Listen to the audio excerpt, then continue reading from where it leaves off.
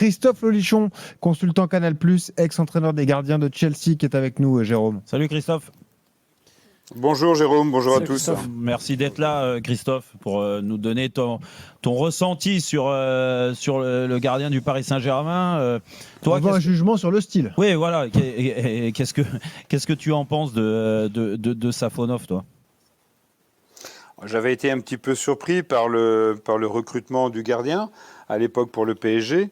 Parce que c'est un bon gardien, comme on peut le dire souvent à propos d'un gardien. C'est même un très bon gardien au niveau européen, au niveau de Champions League. On va peut-être, je dis bien peut-être, atteindre des limites, mais il a des atouts. Il a aussi des choses où il doit performer un petit peu plus, comme le domaine aérien, comme son jeu au pied. Quand je dis jeu au pied, c'est pas simplement toucher le ballon avec les pieds, c'est sa lecture des situations. C'est toujours difficile de parler des gardiens quand on ne sait pas comment ils travaillent. Okay, donc il faut faire preuve de discernement. En tout cas, il a fait des matchs très intéressants. Je ne parlerai pas simplement des arrêts, parce que si on parle par exemple du match à Chelsea où le PSG gagne 3-0, il fait des arrêts, mais il se plante un petit peu quand même dans ses relances, qu'elles soient longues ou courtes. Et puis en effet, ça fait un petit peu le buzz, là, ce qui s'est passé avec le PSG contre Toulouse. Le match avec sa sélection nationale, il est un petit peu malheureux sur une tentative d'arrêt au sol, sur un ballon qui est très bien travaillé. Donc aujourd'hui, Safonov, il a pris de la confiance avec le PSG parce qu'il enchaîne les titularisations. Mais là, il y a un petit peu de moins bien. Maintenant, qu'on soit joueur de champ ou gardien, on peut peut-être pas être au top, être parfait à chaque situation, à chaque rencontre non plus. Ouais, ça c'est sûr, on est d'accord. Alors après, on peut demander à Ben Costil aussi si c'est la même avis. Benoît, oui, toi, est-ce que toi qui a assez défendu Lucas Chevalier aussi, Benoît, qu'est-ce que tu penses de Safonov, par exemple, de son dernier match contre Toulouse, parce que c'est celui-là qui nous intéresse aussi. Mais je trouve que déjà sur la fin du geste, je ne sais pas si Christophe est d'accord, mais il veut capter le ballon. Je pense que son geste, il n'est pas juste. Ça aurait été plutôt de tenter la déviation. On voit qu'il se fait embarquer un peu vers l'avant, son recul. La manière dont il recule, c'est pas très académique. Et il n'a pas réussi à envoyer une petite impulsion, pied gauche, et de se mettre de trois quarts pour juste dévier et changer la trajectoire du ballon. Ce but est maudit, Benoît. Je crois qu'il a fait une Michael Andro il y a quelques années. Non, mais il est souvent à la limite. Non, mais c'est vrai, en plus, c'était sur ce but-là. Il est quand même J'étais au poteau, c'est pour ça que je peux te dire ça. Non, mais c'est que chaque fois qu'un gardien en prend un, c'est toujours. C'est fou, c'est toujours une référence. Voilà. Laissez-le tranquille.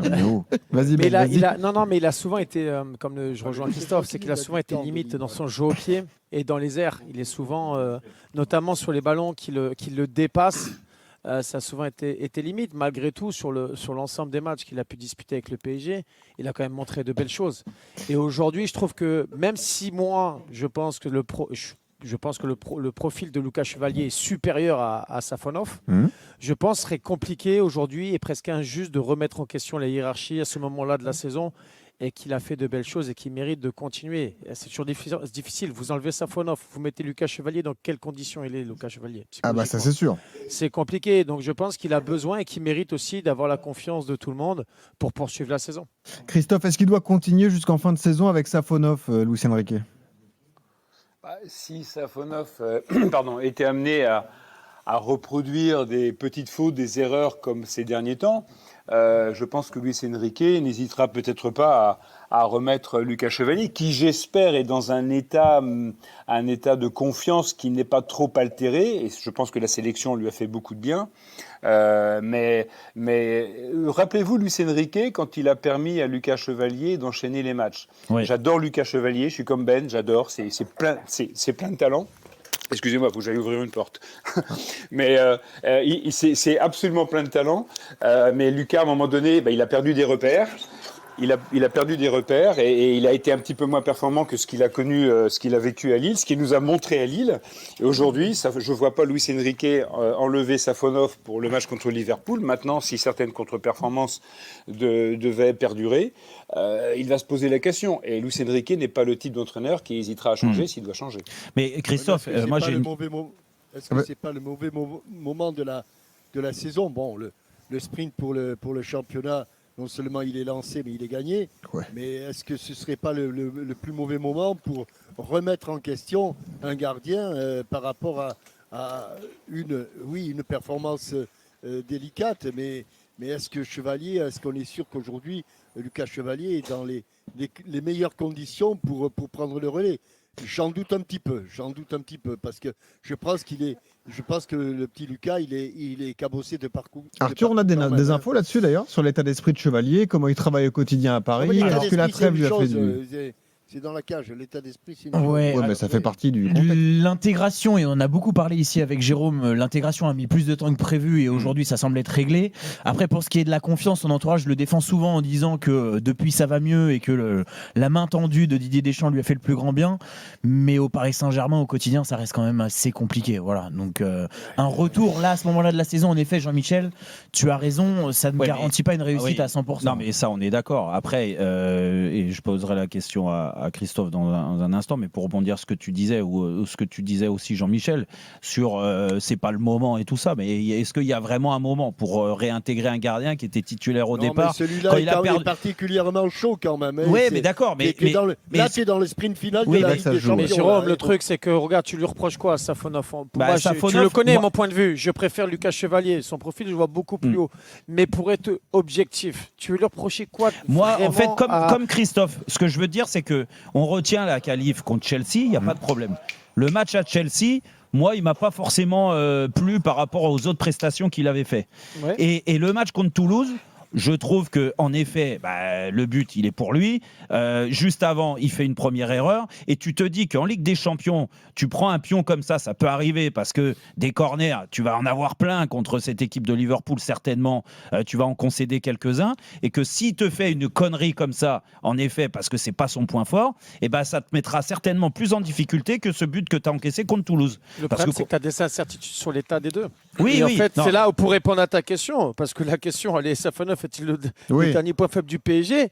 La question aujourd'hui, c'est ton point d'interrogation. C'est quasiment ton seul point d'interrogation sur le PSG de cette année. Est-ce que vous et la question se posera en fin de faible saison. Qu'est-ce qu'ils feront? Non, moi je ne considère pas comme un point faible, mais c'est pour ça que c'était la question que je voulais poser à Christophe. Vas-y. Est-ce que le style peu académique de Safonov, parce que la vérité c'est ça, quand tu es dans les tribunes, moi je fais tous les matchs au parc, il a quand même un style atypique, tu vois. Est-ce que ça joue aussi dans la réflexion de Luis Enrique, tu penses, de le mettre ou pas? Alors, quel que soit le style, si le gars il est efficace, on s'en fout finalement du style. Moi, si un mec me fait une volée qui à chaque fois arrive pile poil sur la poitrine de l'attaquant et que sa volée elle n'est pas dans le catalogue, je m'en moque complètement.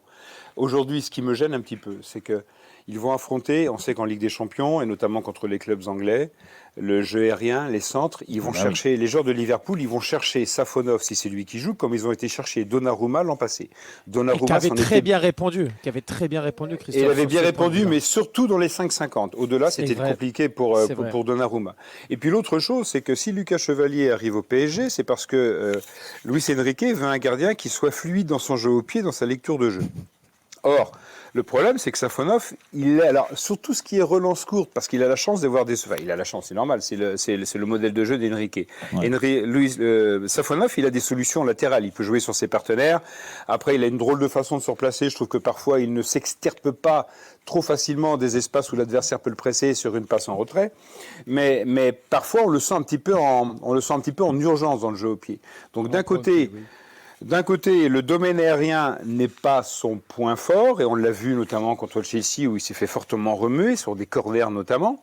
On l'a vu sur le corner concédé, enfin le deuxième ballon concédé contre Toulouse, où au-delà de l'appréciation de la trajectoire, si c'est un problème d'appui au départ, si vous regardez bien, malheureusement on n'a pas l'écran devant nous, mais il a les deux appuis sur la même ligne, et quand il veut amorcer son recul, il fait d'abord un pas vers l'avant avant de reculer. Ce qui occasionne son retard, et malheureusement il ne s'adapte pas par rapport à ce retard, comme l'a dit Benoît, pour jeter ce ballon au-delà de la barre. Donc il y a une double erreur d'appréciation. Donc le style, on s'en fout, c'est l'efficacité. L'efficacité. Sur sa ligne, il est fort pour les ballons au sol, il va très très vite au sol, il efface bien ses jambes, ça va très bien à ce niveau-là. Mais il y a des registres où, en effet, on peut avoir un petit peu des doutes. Il faut simplement espérer que ce soit pour Lucas dans la gestion du fait qu'il soit passé numéro 2 ou Safonov dans certains domaines comme le jeu aérien et la lecture du jeu sur les relances courtes ou longues. Il faut simplement espérer, et je pense que ça doit être fait, mais je ne peux pas m'exprimer là-dessus, que c'est analysé, travaillé, soutenu par l'entourage, par le staff et notamment les coachs gardiens. Jean-Michel Christophe, Bazin. c'est très intéressant ce que tu dis, mais les doutes. Et est-ce que lui-même n'a pas des doutes aujourd'hui? Est-ce qu'on n'est pas à la limite de la concurrence entre deux gardiens de valeurs sensiblement égales? Alors, Safonov, il a qu'une envie, c'est de garder sa place. Est-ce que ça va lui mettre... Il va affronter une double pression. Enfin bon, c'est un athlète de haut niveau. Il va affronter une double pression. La pression du résultat de la performance contre Liverpool et la pression de vouloir rester le numéro 1. Avant, dès que le coup de sifflet retentit à l'entame du match, il va oublier ça, il va se concentrer sur le jeu. Mais dans sa préparation de match, mentalement, il sait qu'il sort de 2 rencontres, une avec son équipe nationale et une avec le PSG, où il n'est pas irréprochable. Donc il va vouloir montrer. Donc il faut surtout qu'il évite de surjouer et qu'il reste dans son style, qu'on l'aime ou qu'on l'aime pas. Et en même temps, il veut garder sa place pour finir la saison. Donc c'est à lui de gérer ça. Et je me répète, je veux espérer, j'espère que tout est fait pour que Safonov soit mis dans les meilleures conditions. J'ai pas de doute sur l'attitude de Lucas Chevalier, qui est un super mec, qui est très bien entouré. Autour de lui, il y a des bonnes personnes. Lucas a vachement évolué au niveau de la gestion du stress, des émotions, etc. Donc, c'est très constructif, contrairement à ce qu'on pourrait penser. Ce qui se passe pour Lucas Chevalier me semble, en tout cas, très constructif dans cette carrière internationale pour laquelle il est fait. Alors, c'est intéressant, Christophe. Voilà. Juste, est-ce que vous conseilleriez à Lucas Chevalier d'aller voir ailleurs s'il ne rejoue pas d'ici la fin de saison l'été prochain? Ou est-ce qu'il faut qu'il s'accroche pour devenir le gardien numéro 1 du Paris Saint-Germain? Alors maintenant, je vais essayer de m'imaginer dans la peau du mec qui s'occupe des gardiens du PSG. Moi, je demanderai à Benoît aussi. Ouais. Ce sont Benoît, je ne me souviens plus, Benoît, si tu as connu des situations similaires où il y avait une concurrence qui était très forte. Le rôle des coachs gardiens, alors il y a j'avais oublié, Benoît. Je rigole, Christophe. J'ai fait JR25. Je savais que c'était une boutade, oui. Non, c'est la vérité. Benoît, tu as raison. Il est fou, ce genre. Il y a le rôle de Luis Enrique, qui a un discours, je trouve, très neutre et très positif vis-à-vis de ses 2, voire de ses 3 gardiens.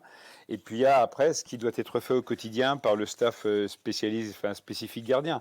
Lucas Chevalier, il a signé un contrat de 5 ans, il me semble. Ouais. S'il fallait partir tout de suite après une saison qu'il ne faut pas considérer comme un échec, moi je considère que c'est une saison d'apprentissage au très haut niveau, parce que le PSG c'est le très très haut niveau. Et être gardien dans une équipe de très très haut niveau, c'est pas facile.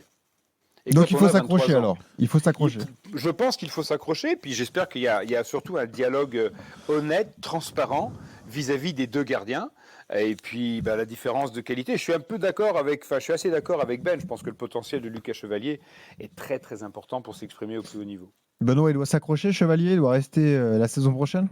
Ah oui, mais il faut qu'il s'accroche. Et je pense, sans être dans la tête de Luis Enrique, que Luis Enrique, dans sa tête, il peut se dire aussi, l'année prochaine, je sais que je vais repartir avec Lucas Chevalier, et que cette saison est une saison un peu d'adaptation plus longue que prévu. Mais il doit le voir au quotidien. À un moment donné, quand il y a un gardien de talent, même s'il est dans une mauvaise phase, vous arrivez à voir que ce gardien, il a quelque chose, qu'il a du talent. Donc je pense qu'une personne comme Luis Enrique est capable de raisonner de cette manière, et le staff du PSG aussi. Maintenant, si c'est effectivement repartir la saison prochaine avec un autre gardien, on chamboule encore la hiérarchie, peut-être qu'il se fera se poser la question d'aller chercher du temps de jeu dans un autre club. Et à ce moment-là, Lucas, je suis sûr que tôt ou tard, il réussira au très haut niveau. Mais à l'heure actuelle, je fais tout pour m'imposer au Paris Saint-Germain. Ouais. C'est un challenge qui est encore plus excitant, justement. Ah de toute façon, il est venu pour ça, et c'est pour ça qu'il a signé 5 ans. Alors après, je pense qu'il ne s'imaginait pas vivre une première année comme ça, mais là où je te rejoins, Christophe, aussi, c'est l'apprentissage. En effet, des fois, t'es pas obligé de t'adapter en 2 mois, en 3 mois, ou tout de suite parce que t'es français. Il y a beaucoup de pression ici pour un gardien français. De toute façon, on l'a vu, toute génération confondue au Paris Saint-Germain, c'est jamais facile, dans tous les cas. Donc, il faut peut-être le laisser le temps. Et moi, je suis d'accord avec toi, Benoît, aussi. Je pense que dans la tête de Luis Enrique, aujourd'hui, il a fait un choix. Pour l'instant, ce choix-là n'est pas décevant parce qu'ils arrivent à aligner des matchs. Ils sont encore une fois en quart de finale et bien placés pour se faire une demi-finale avec Safonov dans les buts. Et que l'année prochaine, les cartes sont certainement redistribuées avec de nouveau un Lucas Chevalier qui reprendra sa place. Du moins, moi, je le vois comme ça. Après, c'est pour ça qu'Arthur, c'était intéressant de voir comment il s'entraînait, comment il s'était adapté parce qu'il y a eu une période, et on en a parlé tous les deux, Arthur, il y a quelques mois où c'est vrai que bon, c'était aussi moyen dans son attitude, dans ses trucs. Là, je pense C'est mieux. en effet que c'est beaucoup mieux. Bien sûr.